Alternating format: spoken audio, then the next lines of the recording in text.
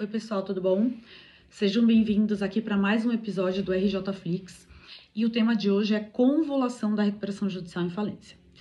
As hipóteses de convolução da recuperação judicial em falência estão previstas no artigo 73 da Lei 11.101 e são hipóteses taxativas, ou seja, somente naqueles casos previstos no artigo 73 é que o juiz pode convolar uma recuperação judicial em falência. E quais são esses casos?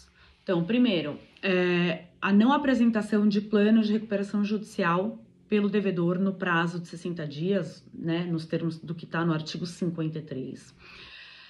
A rejeição do plano ou do devedor ou do plano alternativo apresentado pelos credores. Então, a rejeição desse plano também é hipótese de convolução da recuperação judicial em falência.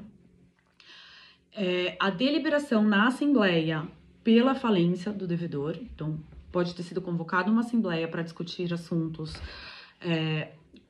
de interesse dos credores e nesta assembleia eles podem, então, também deliberar pela convolução da recuperação judicial em falência.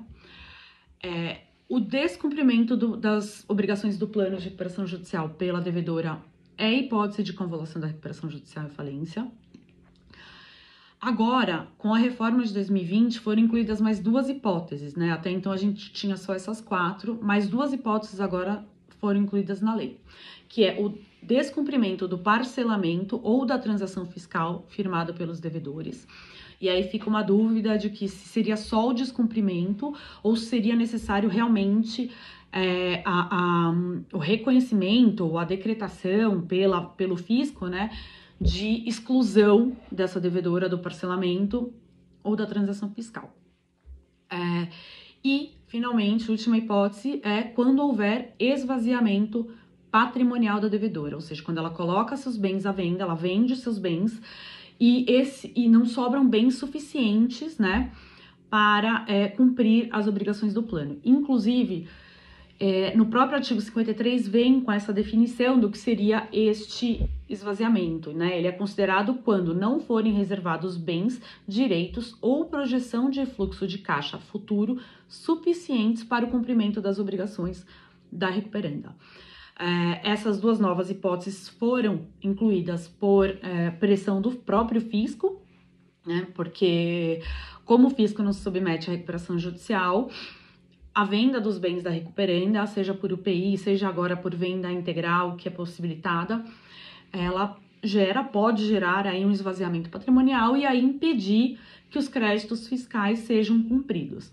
Então, para tentar não deixar que isso aconteça, o fisco, então, fez uma pressão aí no momento da reforma da lei para que o esvaziamento patrimonial fosse reconhecido também como uma hipótese de convolução de falência, além da questão do descumprimento, do parcelamento ou da transação fiscal. Vale lembrar que essas hipóteses de convolução da recuperação em falência são taxativas, mas o devedor, a devedora em recuperação judicial, ela pode sofrer pedidos autônomos de falência com base no artigo 94, se tratarem de créditos extraconcursais, créditos não sujeitos à recuperação judicial. Então, é possível decretar falência da empresa em recuperação judicial, mas sem ser com base na convolução da recuperação judicial em falência, mas sim com base nas hipóteses do artigo 94, tá? Então, basicamente, essa é o tema de hoje.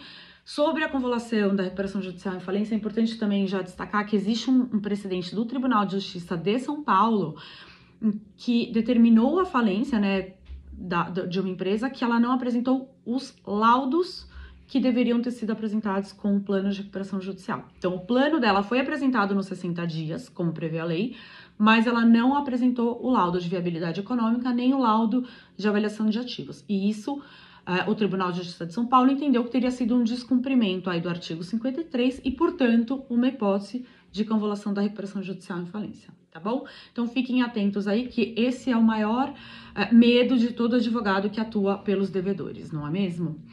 E se tiverem dúvidas, estamos por aí. Até mais.